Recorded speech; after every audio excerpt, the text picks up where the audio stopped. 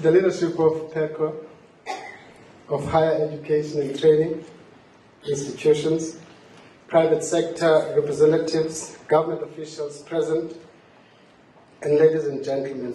I must start off by just thanking you for inviting me to participate in what I think is a very important conference. I think South Africa, we've said in many ways, and I think if you look at different pieces of writing and research work, since you are academics, some of you are from academic institutions, we can all agree that our country is at a defining moment. The democratic dispensation is at risk, and an insurgent elite populism justifies violating constitution and forsaking democratic procedures. In the name of radical change, it breaks key state institutions and it loots others, either for purposes of self-enrichment or to finance its anti-democratic politics. It tears away at the basic unity of South Africa's post-1994 promise: democracy, equality, and justice. Fortunately, or should I say unfortunately, from an investment confidence perspective, this is happening in the full public glare. And increasingly, the balance is tilting towards those who champion democratic accountability.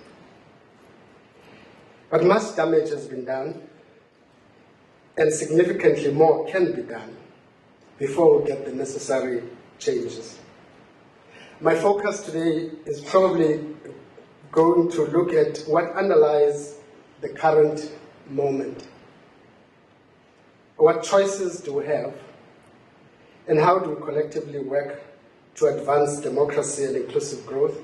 And probably as I do that, I'll also sprinkle it with what role PECO can play. I say sprinkle it. I hope you noticed. Because I think it's important that we contextualize what we do within the bigger agenda for the country, as opposed to narrowing it to what we actually do. And we're also good at what we do, by the way. But all the time, I think whatever we do and achieve will be undermined one day by the fact that we didn't look at the bigger picture. So what I'll try to do is really to map the bigger picture, and in doing that, I'll try to deal with some of the challenges. I have said elsewhere that our 1994 consensus has run its course, and we need a new inclusive growth consensus to take the country forward. The 1994 consensus delivered an unprecedented fiscal redistributive system that seriously dented extreme poverty and provided services to millions of South Africans who had been denied such access under apartheid. But we must accept that our economic model has not worked as well. I'm being polite to say that. Probably I should say that our economic model is not working. Not only are we failing to get the necessary growth pattern returns, but millions of South Africans remain excluded from the economy. South Africa has grown at an average of less than 2% since 1990. Compare that to emerging Asia, which has grown at an average of 6%, and Africa, which has grown just above or under 4%. Patterns of inequality have remained, or even increased in some parts. I mean, if you look at different metros or cities, you actually see a trend of increasing inequality in our cities. And unemployment continues to rise. I mean, if you ask yourself how many, there's a serious problem of the fact that 70% of the unemployed is youth. And that's probably a serious challenge for the country. So South Africa can be described as, I want to argue, a fragile economy that has become too dependent on unreliable sources of foreign investment to finance our growth ambitions. And in our case also, we can even take it further, even to finance infrastructure and social investments. And again, probably it will become clear when the Minister of Finance delivers his budget today, that effectively we still rely pretty much on foreign savings to finance our development agenda. What countries such as Brazil, Turkey, and South Africa have in common is their extreme vulnerability to external shocks, with susceptibility to large-scale financial crisis caused by even the relatively small economic shocks. Even the slightest shock in the global economic system brings our economy almost to a crisis. The reason for this has to do with the structure of our economy and the failure to implement the necessary structural economic reforms. And in South Africa, we can say what we say, but we have not been able over time to implement what many people call structural economic reforms. When one compares economies such as Brazil, Turkey, and South Africa with other more resilient economies such as South Korea, Malaysia, and China, there are a number of core differences that we need to note, and I'll just go through a few so that you understand what I'm driving. The first is, fragile economies have very low levels of gross domestic saving as a percentage of GDP. 14% for Turkey, just as an example, 16% for South Africa. Compare that to 34% for South Korea and 35% for Malaysia. So both government and citizens in South Africa are heavily indebted, which makes us extremely vulnerable.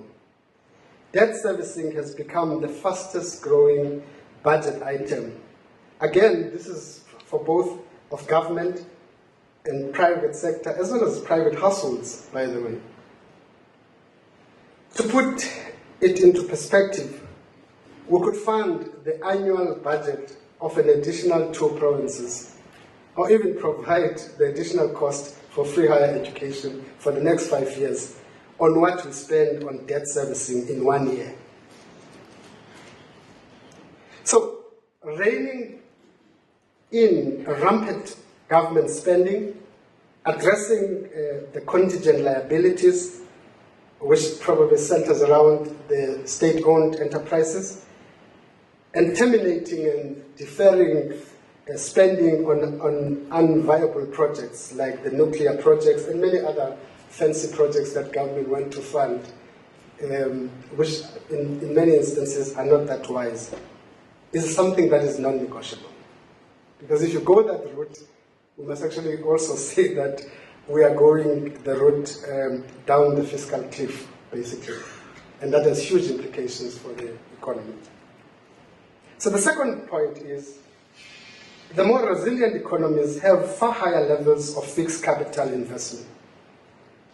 For example, South Africa's fixed capital investment as a percentage of GDP stands at 19%, Brazil at 18%, and Turkey at 20%. Now if you compare that to China, which is sitting at 47%, and Korea at 30%, that tells you the challenge. Investment by, and remember that I think it's very important that you understand, fixed capital investment is in part a reflection of confidence in your economy. So investment by government, SOCs, and especially the private sector have fallen over the past year. And South African firms are increasingly investing abroad or in liquid financial markets rather than in employment-creating fixed capital. And that is a matter of confidence. To address this, we require policy certainty, more deliberate efforts to reduce the cost and ease of doing business in South Africa. I'll come back to the point later. The third factor that sets fragile economies apart from more resilient ones relates to the structure of the economy. Again, the hard facts speak for themselves. Countries that are locked in to global markets as primary commodity exporters find themselves extremely vulnerable in times of low commodity demand and prices. And that's what we are. We are essentially a primary commodity exporter as an economy. And this accounts for the poor performance over the recent past for economies such as Russia, Brazil, Nigeria, and of course South Africa. Our economic model, built around consumption services financed through portfolio inflows and resource extraction, has not changed. So fundamentally, the structure of our economy from that perspective has not changed. A few days ago, one of my former colleagues, Ibrahim Patel, spoke about South Africa's having a resource curse. And I think there's a lot of written around a resource curse. In other words, being overly comfortable in relying on resources and resource rents as a key source of national income. And consequently, under-prioritizing the importance of innovation, diversification, and growing human and technological capabilities. And that's normally the problem with resource-rich countries. Because, I mean, when you are resource-rich, to actually extract resources and take them out of the country, you don't need a lot of skills to do that. And anybody can do that. I mean, you kind of, and the danger is that you don't, therefore, invest a lot in building both your technological and human capabilities. Economies that have enjoyed higher and more equitable growth and have proved far more resilient in the recent global downturn are those with diversified economies and higher levels of manufacturing value added. South Africa's manufacturing value added as a percentage of GDP is around 12%.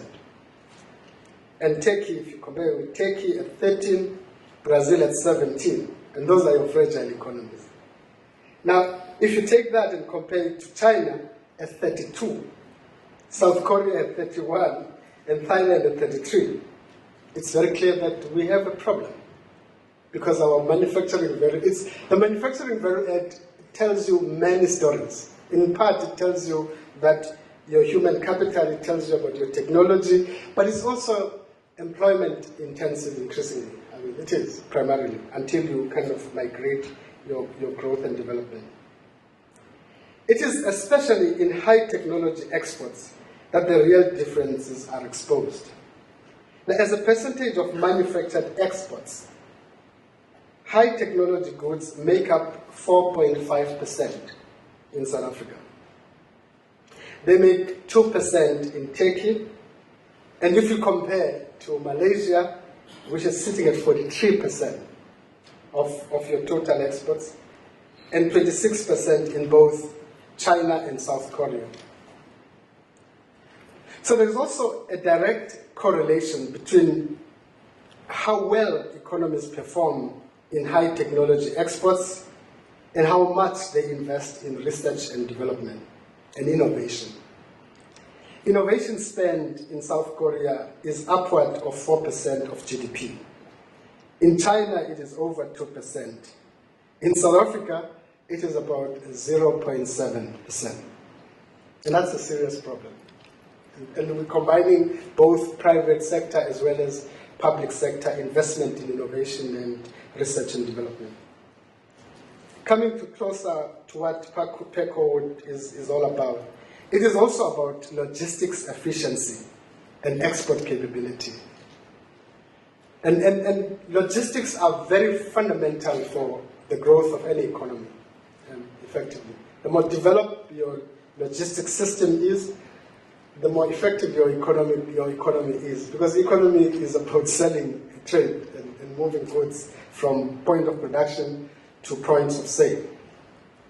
So if you take our port handling costs as an indicator, our port handling costs are significantly more than the international benchmark.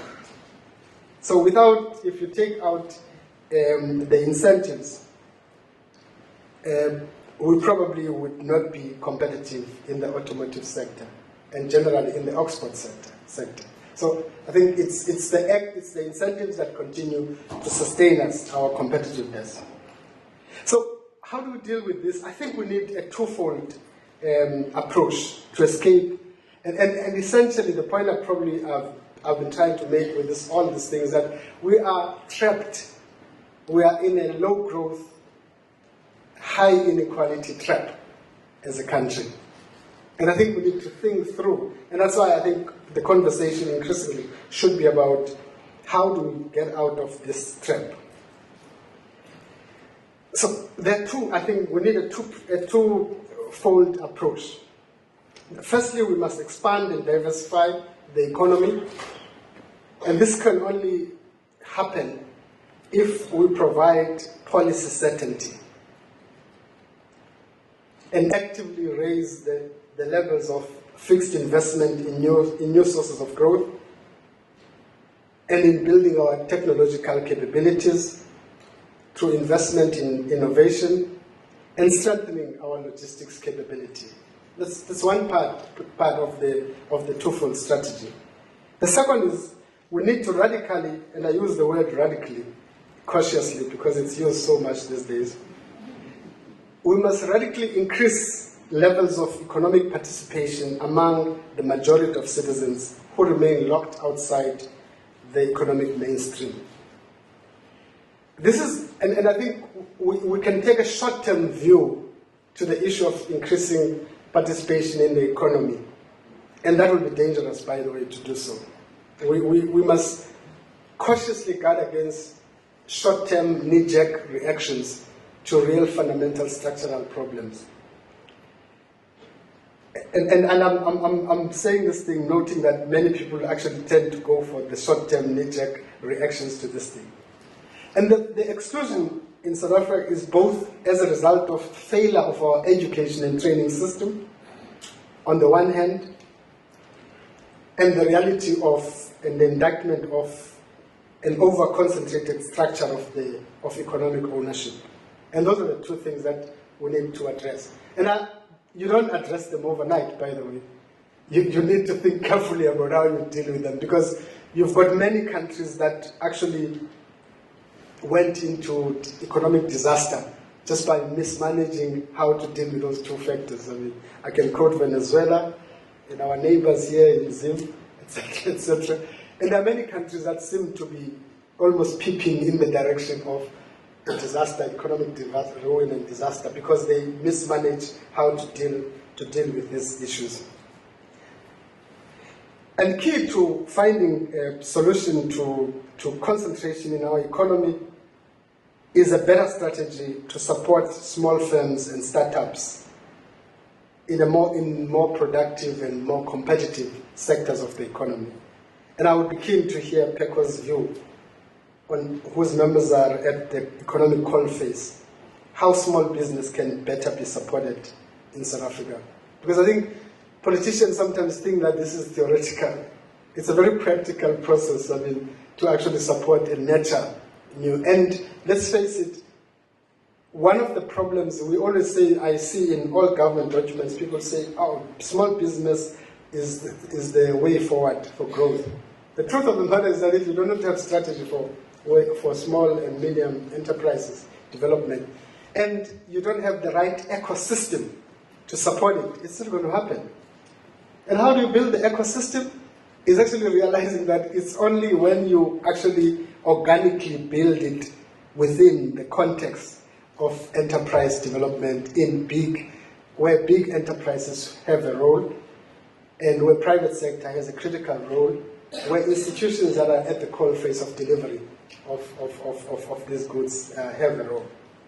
And government tends to want to make it sometimes just a process of credit creation. It's bigger than just credit creation. It is about creating an ecosystem that supports the growth of small business. But to put the economy on a more inclusive growth path requires legitimate leadership and a state that is credible, professional, and visionary. We need the state and business, as well as other stakeholders like union and universities, united around a national development project, what I call a new inclusive growth consensus. Unfortunately, I think we must accept that the opposite currently prevails. The state and business currently coalescing around narrowest self-interest. Here we must ask whether the kinds of engagement between business, labor, and government that have evolved over the past 20 years are advancing or hindering our social and economic progress. I would argue that patronage networks maintained by strongmen, supported by middlemen or broker, constitute a breach of the social contract between the state and citizens. And this is what the reality you have. Not unlike the pre-industrial structures of political commercial power that Karl Marx described in 19th century as primitive accumulation. This kind of commercialization of politics is evident today in many countries where the political and commercial power overlaps substantially. Wealth remains highly concentrated. So if you have a situation where you can't tell the difference between political and commercial power, they just overlap, the chances are that your economy will remain concentrated and social development will be held back, and state processes will be dominated by wealth acquisition by a dominant elite. And that's probably in part where we are. Two writers, Asameklo and Robinson, in their book Why Nations Fail, explore the implications for long-term growth and development. They put the emphasis not so much on the interaction between people in these networks of privilege as on institutions that lie behind the networks. So societies remain poor if their political institutions are shaped to extract and protect wealth and privilege. They grow and become prosperous if institutional arrangements are inclusive and reward innovation and enterprise. So we have to be concerned about networks of patronage in our country, not just because of their implications for concentration of power, wealth, and privilege, but also because they undermine the dynamics of participation and competitiveness. Again, the two writer reminds us that these restrictive, extractive institutions can become strongly entrenched. So to dismantle, and this is probably a more relevant debate for South Africa, to dismantle patronage network is no guarantee that another will not emerge, perhaps underwritten by the same financial engineers and advisors that created the previous one. So I mean, if I look at with kind of interest in the current debate about who should be the president of the ANC, and I always kind of say, every time I say, I mean, for me, who should not is very clear.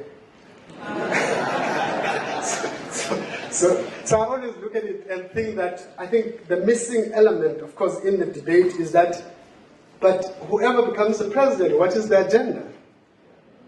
Because ultimately, if you have a new president, you also need to deal with the reality that we have: low growth, high inequality, high levels of corruption, and high level of and the depth of state capture. Those are the realities that we have to deal with. So what is common thread in political revolutions that successfully lead to inclusive institutions and the revolutions of and the evolution of more prosperous societies? And again, I go back to the two writers. They emphasize broad-based political institutions, which in turn empower a broad-based section of society over many decades, with periods of progress and regression, but over time, deepened institutions of civic participation, pluralistic distribution of power. I emphasize this thing, over time, because I think in South Africa at the moment, there is amongst many of our leaders an assumption that you can deal with some of the problems of inequality and concentration in the economy in probably a year. That's not going to be possible. Many of the necessary ingredients are well established in our context. A free and critical media, strong judiciary, a dispensation of economic ownership despite considerable concentration of wealth, open trade, and protected property rights. We also have strong and diversified institutions of worker representation and civil rights protection. So as it has become clear in recent times, abusive patronage networks face considerable countervailing forces and challenges to their influence. But it is not enough to counter dominant and highly visible networks of influence. The patterns of patronage that erode public service delivery and interfere with good governance and accountability are not always dominant and visible. And that's important, because I think we're dealing with what we see. There's a lot that we don't see. And I'm sure if people talk about procurement at different sites, you would actually know that there's a lot that doesn't come out. I always make a joke that there is a Gupta in every town. And that's the reality that we probably have to deal with as a country. We also need to acknowledge that destructive patronage fragments trust. And trust is very critical for the social contract that's required. And it shrinks scope for collective action. If we see tendencies of this kind around us, we cannot argue that we are not responsible. And that's not always the case, that people say, no, we didn't see this, we are not responsible. These are patterns that have been documented many times. And we live in an open society in which we cannot plead ignorance, or there is repression of information. This thing is easily available. Everywhere it is possible to distinguish between patterns of engagement between business and local elites and government that are about patronage and privilege, and the alternative processes of engagement that contribute to broad-based partnership and inclusive development. It is up to all of us to make the distinction and close down these spaces of destructive patronage. It is a problem for our country. And most of you are in procurement. It's even more central to understanding the current destructive patterns emerging out of our supply chain systems in the country. As PECO is no doubt aware, South Africa's government work effectively. Let's think about it. When you look at the state in South Africa, you would actually realize that most of what we do as government is outsourced, essentially. So that's why many people say that what you have in South Africa is what is called a contract state, effectively. I mean, that's what we have. I mean, we have 500 billion per annum in state procurement is outsourced. So 500 billion of the big cake is outsourced. That's about what? 42% of public expenditure in South Africa is outsourced. That's significant, because what it tells you is that effectively what you have is a contract state, effectively. And the dangers of a contract state are very obvious, because it becomes then a matter of who wins the tender. And this is what has weakened, I think, public administrations and compounded political pressures on civil servants at all levels. So that's why I think everywhere you go, whenever you see a good practitioner,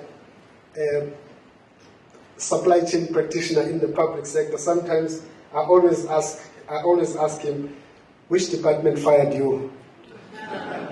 Because what happens is that insensibly those that are upright and technically solid in the public sector, in the space of supply chain, get ejected out of the system, and they are replaced by pliable operatives that will, do whatever people want them to do.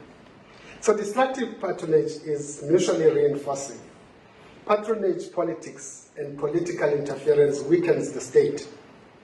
A weakened state, in turn, is unable to stand up to further political interference and creates revenues that fuels the patronage machine. So that's the danger. It's almost like a vicious cycle that you create. And I'm stating the fact that you see increasingly as you walk around to many companies and ask people, if you see a very good, solid supply chain practitioner, where do you come from? It's a common thing. Most of them have been fired either in the SOCs or in some of the departments. If we are to succeed in combating these destructive patronage tendencies, we must all collectively take a much stronger interest in the state building project. And that's probably my main message, by the way. I must just warn you, there's no free lunch. We must all take a very keen interest in the state building project. The state must be staffed by technically competent professionals. It is time to ask, how should government administration be structured, staffed, incentivized, and be held accountable? What has been severely neglected to date has been a self-conscious project of state building. So many South Africa's democratic benefits, if you think about it, most of them, the South Africa's democratic benefits, are available only through effective and honest state administrations. Whether it is a social grant, a house, medical treatment, safety at home, in the public or on the road, ultimately it boils down to whether those things are guaranteed depend on honest and effective state administrations. Yet, uneven and poor performance from diverse administration at national, provincial level and local government set back democracy and gives fuel to authoritarian tendencies. So what is often said to be, what is often an administrative failure is seen as a failure of democracy and of the South African Constitution. Because many people are quick to want to change the Constitution. And when in fact sometimes it's just the failure of the administration itself. And people will say, no, this Constitution is problematic. And it fuels destructive populism that you see. It is not as if we cannot do these things. I mean, there are significant examples in our recent history as a nation of major state building successes and achievements. SARS and National Treasury come to mind. What these institutions have in common was their relative autonomy from political interference. I mean, Treasury was built on the solid rock that there was relative autonomy from political interference. I don't know what's happening now. And in the case of SARS, again, autonomy to create a more flexible, incentivized, meritocratic system, again, allowed for the building of this institution.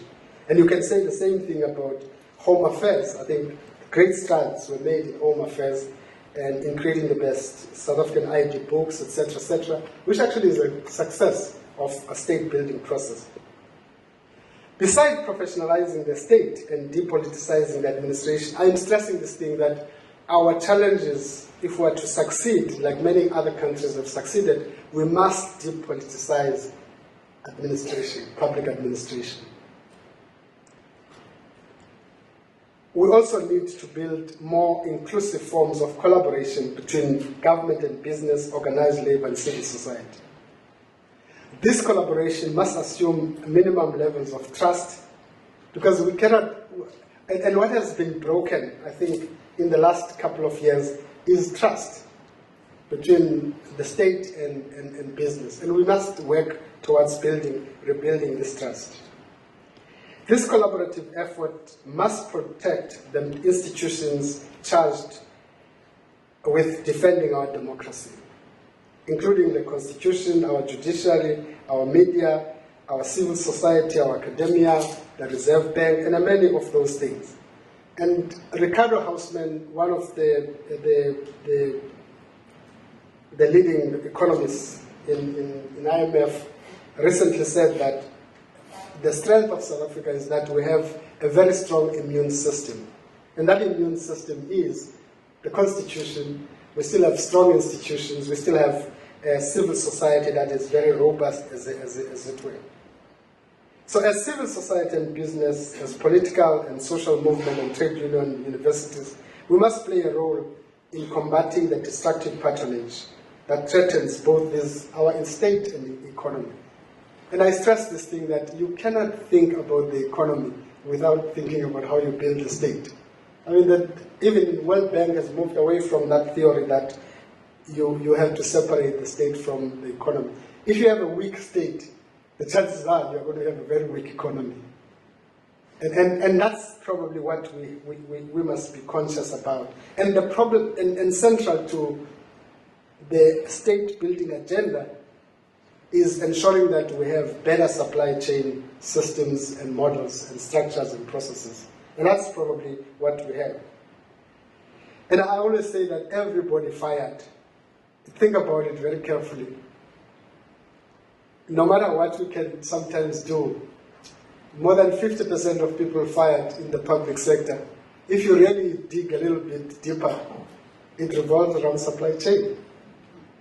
Either they were doing it so well, or they were abusing it so deeply.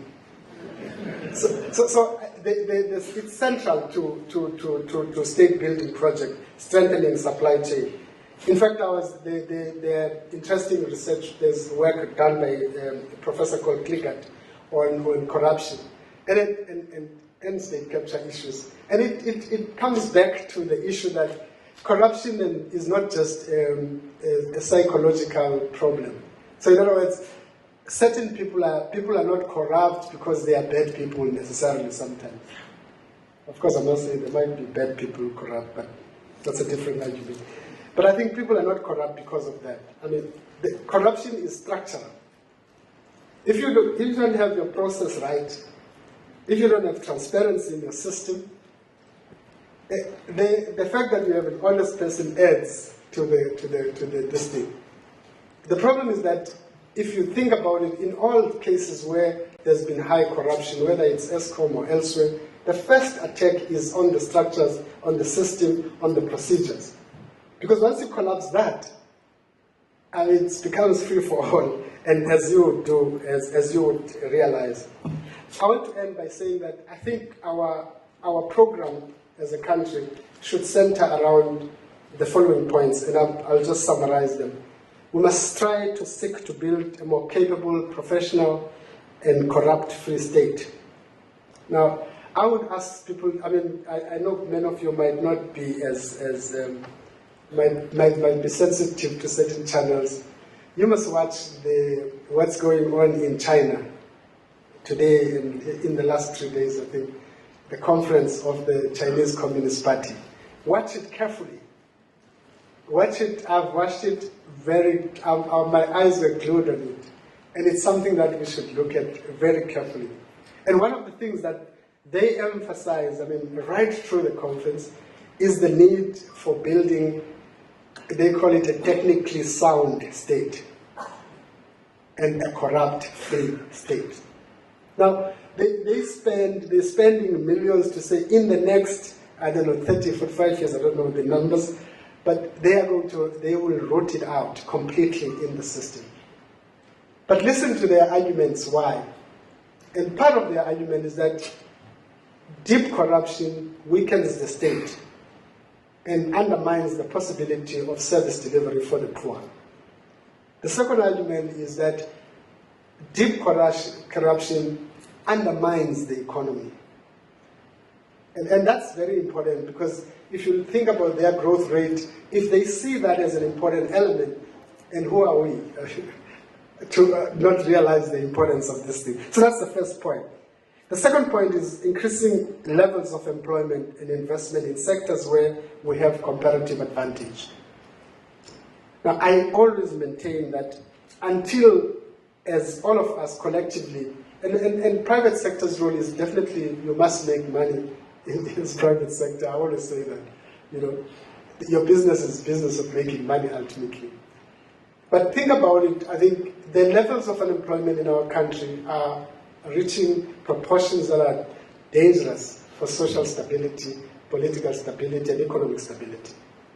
So we've got to do something around it.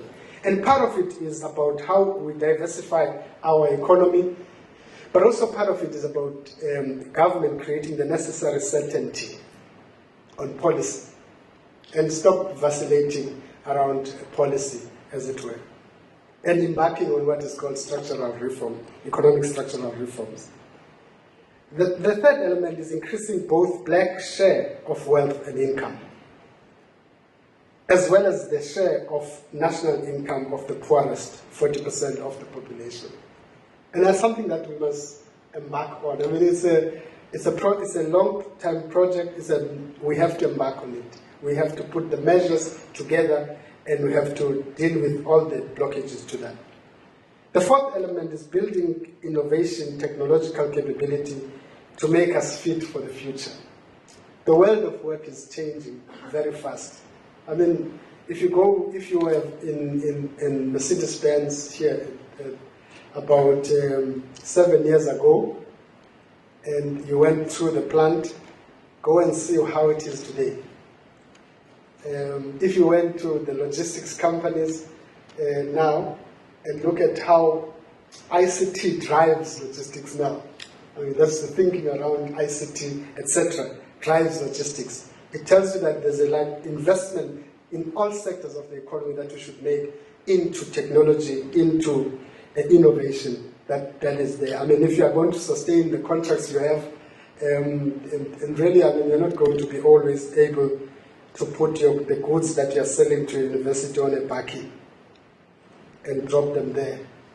You might need a better tracking system, you might need better planning for the quality of the goods, you must need better testing of the quality, etc., etc. These are matters that I think should be built into the process. The last point is building human capabilities through fixing our broken education and skills system.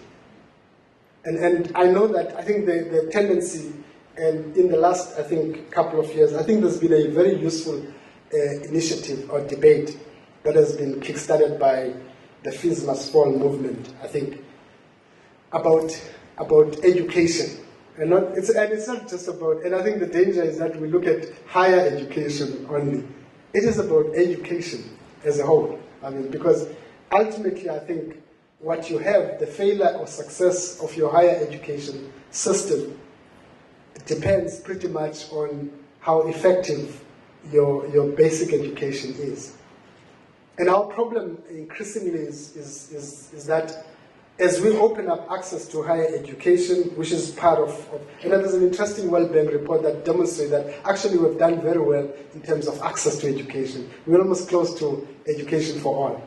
The truth of the matter is that when you go drill deeper into that and look at the level of the dropout rate in different provinces, when you look at the employability of the products, etc., we are in trouble. We are in serious trouble. So we've got to fix the education and training system as a whole. But also we need to also fix our artisan development training.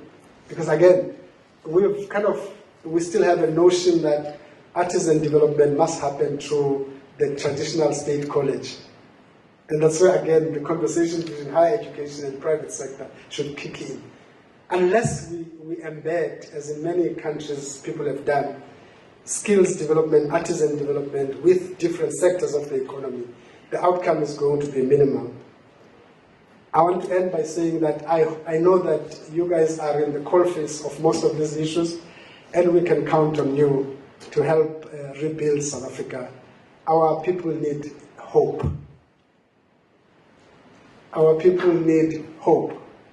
Our people are fast losing hope.